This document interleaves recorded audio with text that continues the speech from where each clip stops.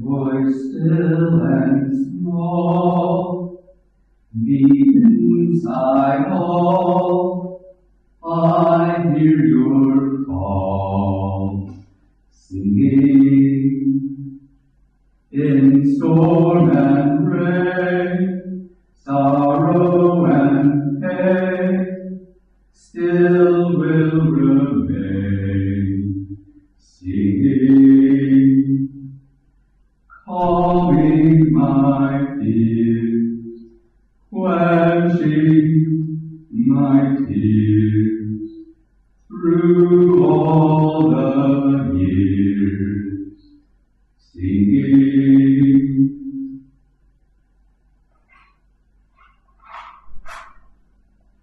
Voice still and small, down cry.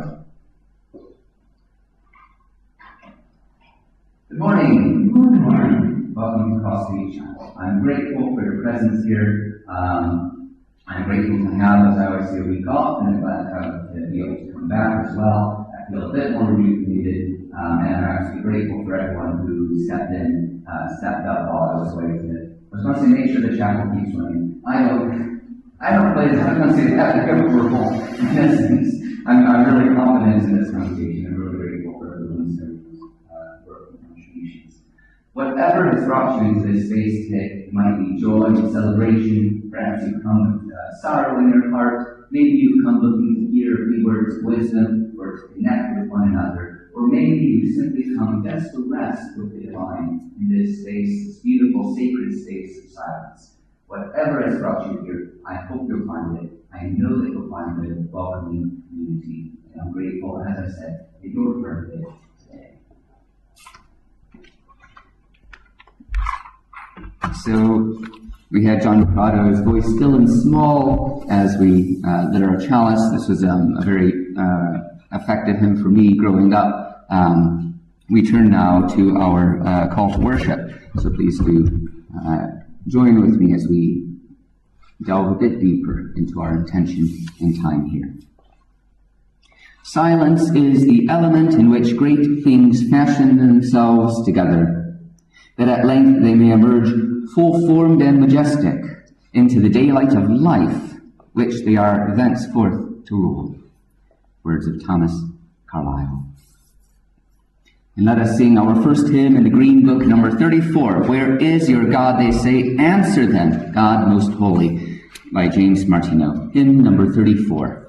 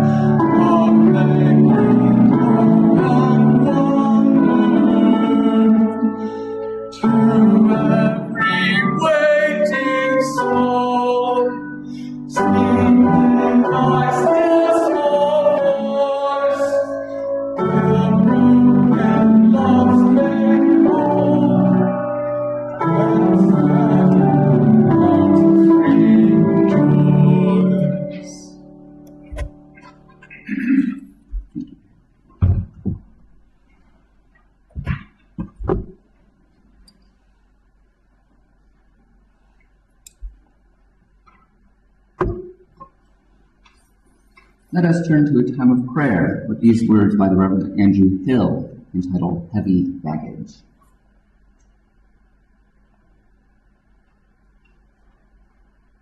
Words of the Muslim Sufi mystic Jalaluddin Rumi. We worship devoutly when we're with others.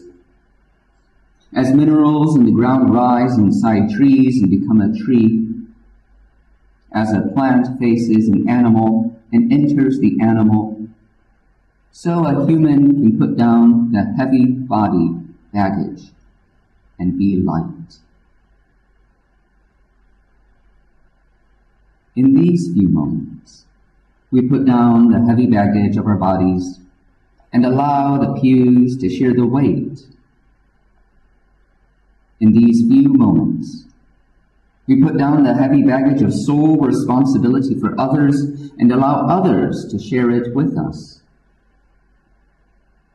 In these few moments, we put down the heavy baggage of busy weekday lives and allow weekend laziness to balance the weight.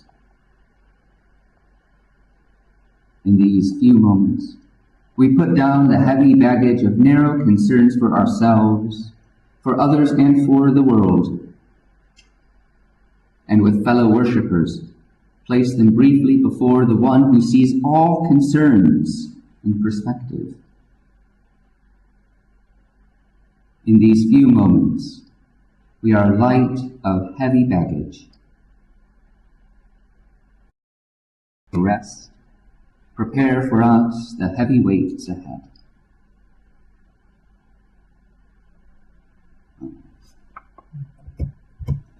Please read with me the covenant, which you'll find printed in your order of worship. This was developed by the congregation a number of years ago, and although we don't have a creed, a set of beliefs that we follow here, we do hope that we gather with right intention, and so that's what these words convey.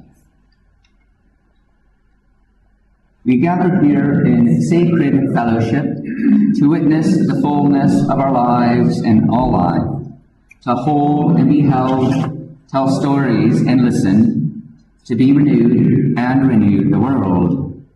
We speak with care and patience. We act with gentleness and compassion. We forgive each other and ourselves. In faith that we build a beloved community, we renew our covenant today. Amen.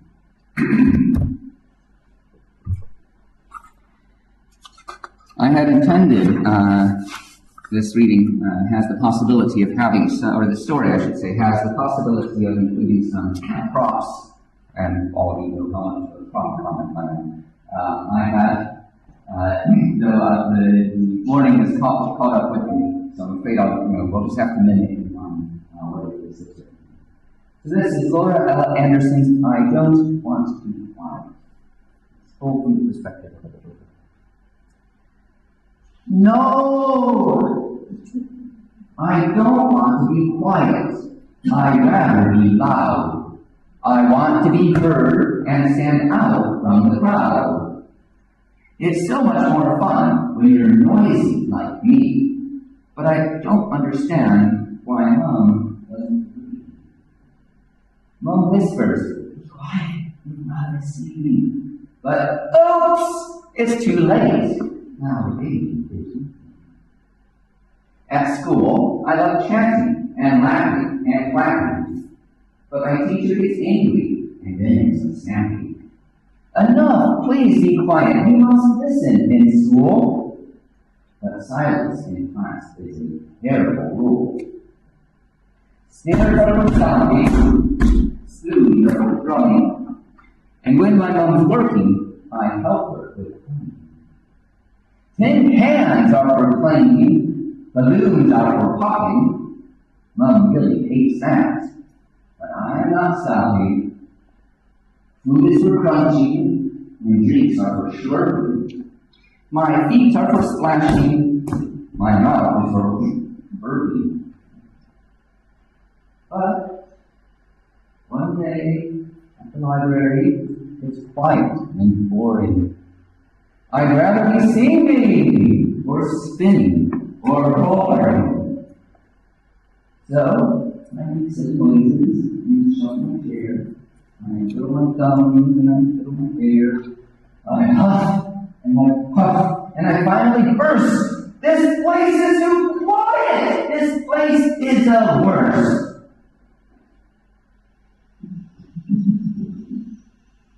There's a whole room. No talking.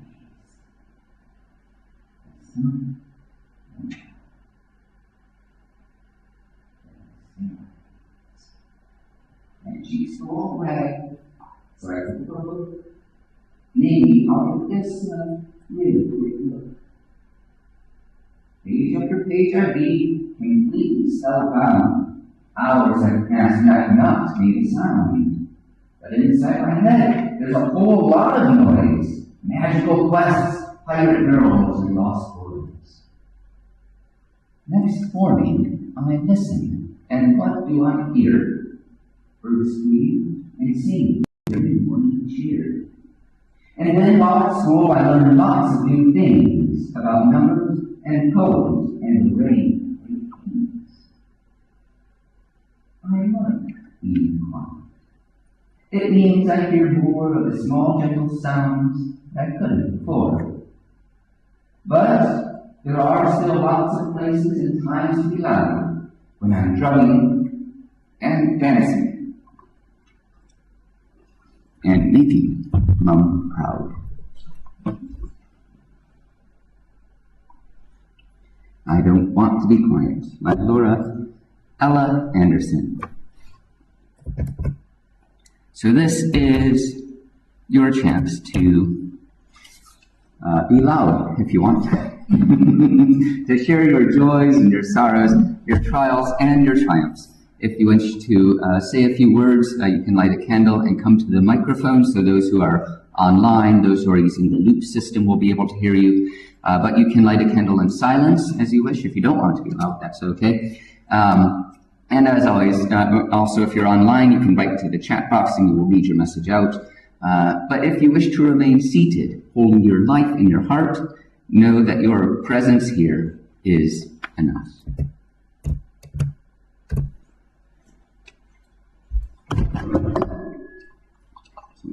Thank you to everyone who's offered their love, and here for Catherine and Ian and Laura. Ian is now in hospice, so we will be updated before, so as and when sort of more developments. But he's been really grateful for that showering of love and care.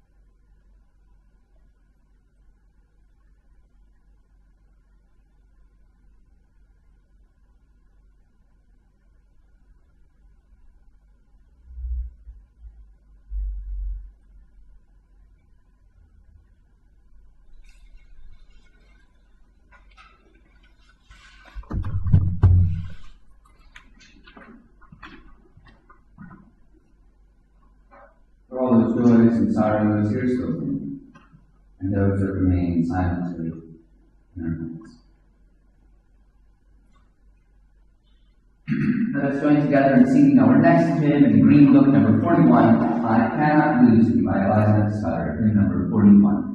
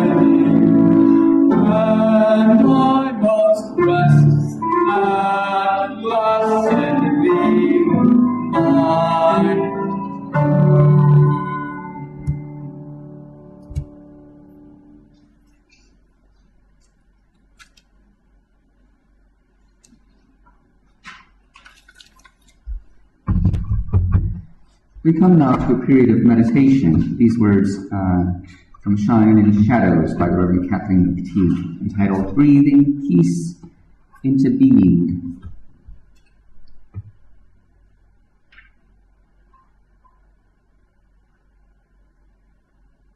This is a house of peace. Breathe in a grateful breath that you sit here, this moment of your life, safely and in silence. There is a war raging, far from this place of comfort. We know it is there. We know our siblings suffer its poisonous touch. Our hearts are weighted with what we cannot resolve, with the knowledge that we do not have a way to call a halt, to step into the fury with the flag of no nation but peace, the one banner that calls equally in every language. So here we lift its promise in our own souls, And remember that in this place, in this moment, we are not at war. Breathe in the truth of this moment. Here is our strength, our deep well of courage. Breathing in, we rest our spirits. Breathing out, we pray for peace. May those in harm's way be safe for another day. May those who drive the engines of power be awakened by compassion. May we all hold the cup filled with courage and will that has been carried by peacemakers in long ages before us. May we drink of it deeply and be steadfast in the ways of peace.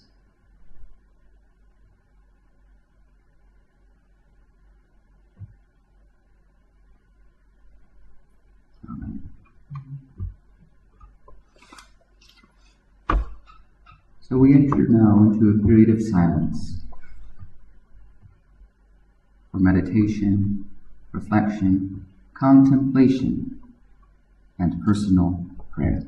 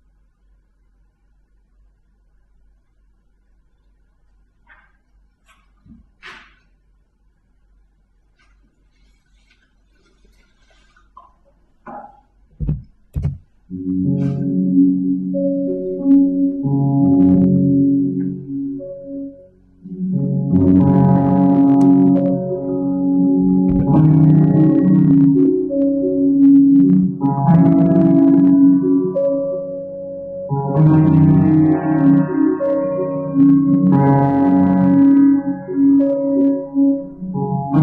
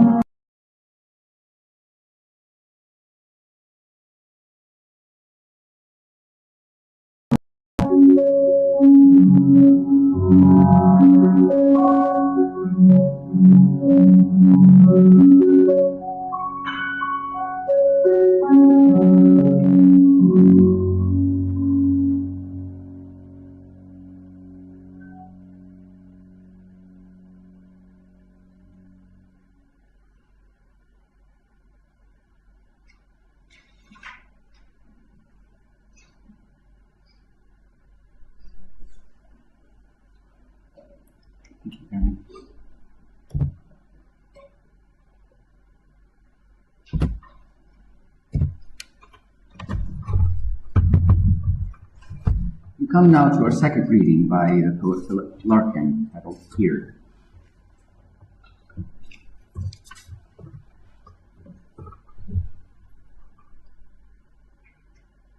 Swerving east from rich industrial shadows into traffic all night north, swerving through fields too thin and thistled to be called meadows, and now and then a harsh name halt that shields workmen at dawn, swerving to solitude of skies and scarecrows, haystacks, hares, and pheasants, and the widening river's slow presence, the piled Gold clouds, the shining gull-marked mud, gathers to the surprise of a large town. Here, domes and statues, spires and cranes cluster beside grain-scattered streets, barge crowded water, and residents from raw estates, brought down the dead straight miles by stealing flat-faced trolleys, pushed through plate glass swing doors to their desires, cheap suits, red kitchenware, sharp shoes, iced lollies, electric mixers, toasters, washers, and dryers. A cut-price crowd, urban yet simple, dwelling where only salesmen and relations come within a terminate and fishy-smelling pastoral of ships up street, the slave museum, tattoo shops, consulates, grim headscarved wives, and out beyond its mortgaged half-built edges, fast-shadowed wheat fields running high as hedges, isolate villages, where removed lives, loneliness clarifies. Here, silence stands like heat. Here, leaves unnoticed thicken, hidden weeds flower, neglected waters quicken. Luminously peopled air ascends, and past the poppy's bluish neutral distance ends the land suddenly, beyond a beach of shapes and shingle. Here is unfenced existence, facing the sun, untalkative, out of reach. Here, by Philip Larkin. Let us sing now our next hymn in the Purple Book now. Number 21, Shirley Arena Murray's Come and Find the Quiet Center, hymn number 21.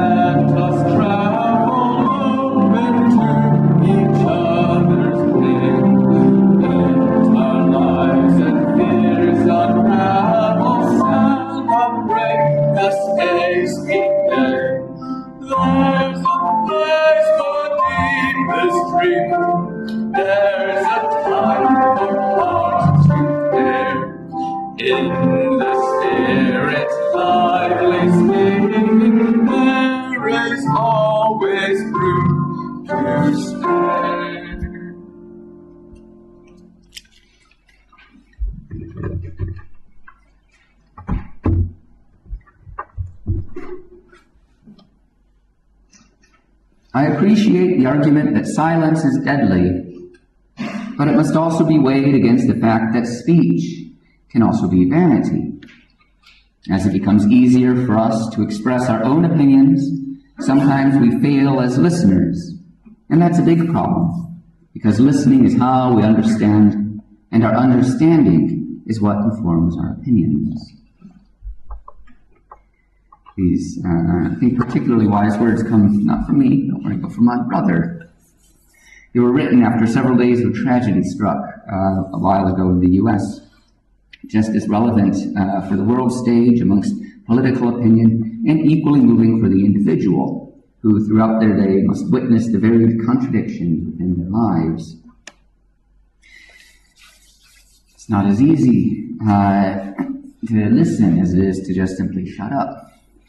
A search on Google Books of the art of listening yields 300,000 results. This implies not only its importance, but the skill and practice necessary. The need is to engage consciously with other people, and in a healthy community, we should be afforded ample opportunities to hone these skills. One of the primary needs for listening is invariably silence. For many people, this is a difficult first step. Awkward silence best explains the experience for many. In a world of noise, it is the silence that is actually loud. Kent Nurburn, writer, explores this when he traveled to Middle Canada, and he describes this sort of awareness of the wind, and just sort of the howling of wind that was very omnipresent and conscious for him, and yet the locals didn't acknowledge it at all. And he writes that it was only when the wind stopped that the silence became so loud everyone paused to listen. As challenging as it is to sit within that awkward silence, though, we eventually, I hope, find some solace in it and find some wisdom. We began the service with one of my favorite hymns, that John Corrado, voice still and small, which is deep inside all. I hear your call, singing. This hymn, along with those words of James Martineau, illustrates that that beautiful and perfect image of the divine being residing within us. As I've grown up, I've begun to ask how beneficial this silence can be. How accurate is that voice? Though through the difficult points in our lives, do we hear it singing? Do we recognize it as that divine voice? Is it genuinely calming these fears? Is it quenching our tears? For adulthood is invested with that awkward silence, as the voice we often hear is not one of grace, not one of forgiveness, not necessarily one of love, but for many is actually a frightening self-doubt and degradation. It is a reasoned voice, laying before us the evidence and the justification of our own suffering, that we somehow earned it or deserve it. That's not the still small voice that I want to hear, but it is the voice within many people's heads that they do hear, walking around with those contradictions. So I certainly yearn to hear that still small voice. I equally must guard myself against those painful cries from an injured ego. We must equally listen outward. For a perspective that is foreign, we draw upon the wisdom of the community, compliments and criticism alike. We may find guidance for personal growth, be it the words of a teacher, a mentor, a friend, or a stranger. But here too is risk. Comments are frequently poorly expressed, or sometimes they hide ulterior motives. Sometimes listening uncritically can be dangerous if we allow others' opinions to hold sway over our being. The cynic suggests that we have to put up barriers against hateful language, within and without, protect against the doubts and the challenges, the self-degradation that so many people practice, and equally remain suspicious of what we're told by others, lest it be equally brutal. Listening, true non-judgmental listening, suspends these barriers, as comforting as they feel in the moment. Sometimes the gift is not a Trojan horse, How many of us have refrained from accepting compliments, imagining they hold some secret criticism? Not all comments should be taken passive-aggressively. Yes, but what did you really mean? For a long, long time, that was what I heard in my head. And I remember having a conversation with someone at the General Assembly years ago, a dear person I held very close, and she gave out a compliment, and I immediately began sort of reading it, as I said, in this sort of cynical way, as a sort of, not passive-aggressive, but I was sort of rationalizing my perspective of what she had said. And she just said, Cody, take the compliment. So I want you to have that permission at times to take people at their word, and if they say something friendly and nice and loving and supportive, take that compliment. A skill is trying to be flexible about our listening, unguarded but secure, able to enjoy the beauty of genuine interaction, but prepared for those instances when people do say something other than what they mean. This is not to simply follow routine or convention, but to live maybe in a way with the jazz of the moment, the improvisation of life, that expectation that anything can be given to us. One activity we frequently try to take on our holidays, but of which we feel this past week, for a reason understood, is that process of decluttering. Catherine and I have used in the past a book called The Joy of Less by Francine J. It's a fantastic resource for expelling the unnecessary. One thing she writes is that we should have the items that are most frequently used should be the ones that are most easily within reach. It sounds incredibly simple, so logical that it risks becoming a tautology. But herein lies a certain beauty of life. We don't veer towards the efficient, but rather towards the routine. Objects slowly creep out of their hiding places and obscure what we most often use. We develop intricate routines around items, feeling a necessity to keep the upstanding order, even when this order is very much in fact disordered. And of course this branches out from our home space into our lives and interactions. As straightforward as our actions could be, they frequently invoke a complex, hollow routine, because that's the way we have always done it. A charge often asserted without considering whether this way that we have always done it is, in fact, effective or moral. Amongst our responses to life, we have a strong arsenal available to maintain the status quo. Self-sabotage, passive aggression, unrighteous anger, inauthentic hurt, hyperbole, and shouting. I don't want to be quiet. And for many, these tools are not only readily available, but they are preset to engage in this complex dance. To break away from these turns may be challenging, to say the least. To engage authentically with life and with what people say, to sing along with the jazz of conversation, to engage in that awkward silence is difficult because of the routine that we have set in place and set in motion. In this respect, I'm reminded of the phrase, getting stuck in a rut. It's a fascinating expression because the suggestion is not being the same as one being in a mire. A mire, a quagmire, implies a situation where no movement is possible, where there is no action, no decision, or foreseeable solution. A rut, however, does involve movement, but its movement can only be in one direction. There is action, and to an outside observer, everything may look fine. Movement is inevitable, but so is the direction. Shifting course becomes very difficult. My childhood book, The Berenstain Bears, explained that bad habits are like wheelbarrows stuck in a rut. Great effort is needed if you want to go somewhere else. If we see the habit of conversation following this usual course, it takes openness and creativity and patience to move it in a more fruitful direction. And there is always a risk that we will still tip over. With a wheelbarrow, What is filled is whatever it may hold. For our conversations, it is likely the overwhelming emotions that exemplify this need for new dialogue, for new engagement with others, for that beauty in silence.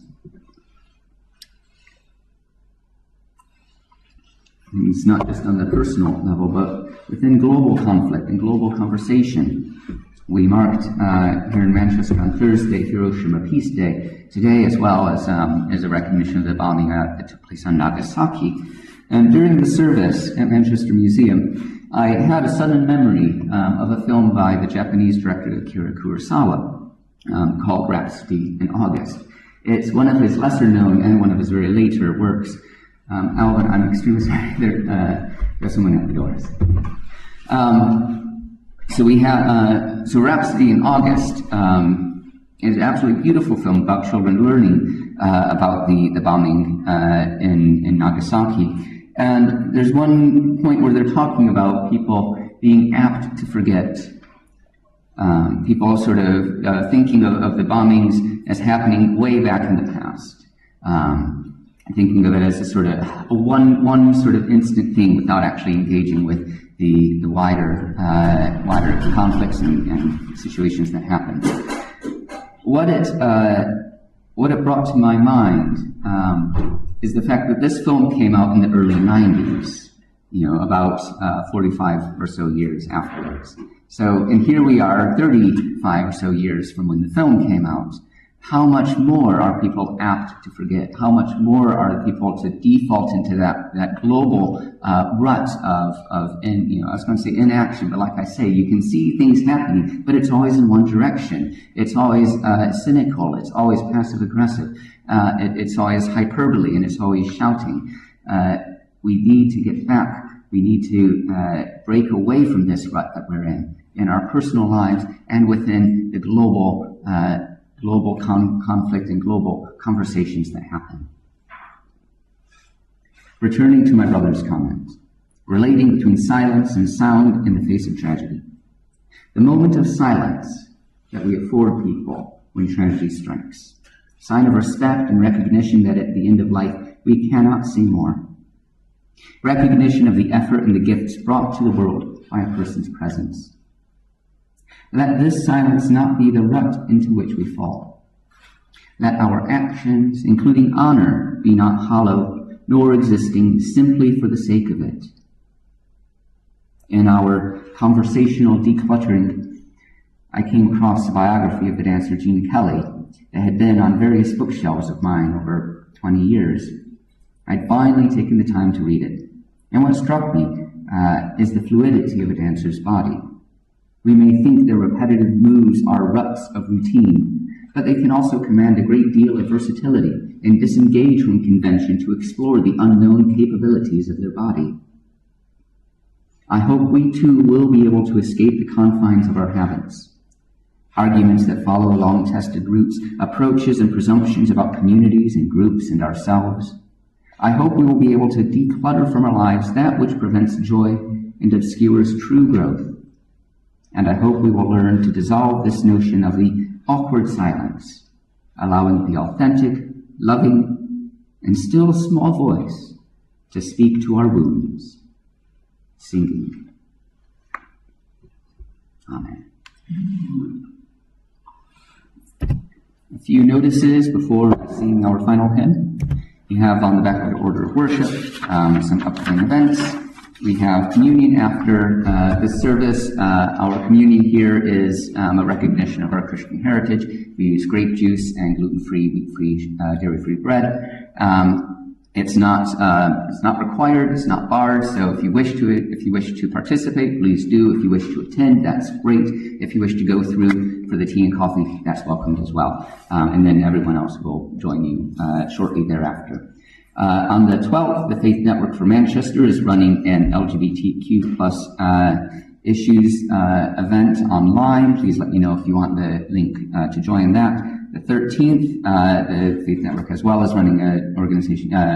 They have a Faith in the Arts program, which they do in conjunction with John Ryland's library. This exploration is Buddhism, so if you're interested in seeing Buddhist scripture and material at John Ryland's library. Again, let me know and I can send you further details. Faith and Life will be next week on the 16th. The FN Forum AGM is Monday after that. The big thing, as well as our Pride weekend at the end of the month. If you're hoping to join us for the march, please let me know and you can be added to our mailing list. The chapel will be open from 10 o'clock. We usually head down to Castlefield where the march begins at about 11:30. It's supposed to kick off at midday. It's usually delayed and we're usually quite far back in the order of things, so you can expect a lot of waiting, but it's a great community. It's a joyous celebration. There will be music, there will be color, so do join us for that. And then after the march, people, if you wish, you can come back to the chapel for a Ring and Share lunch.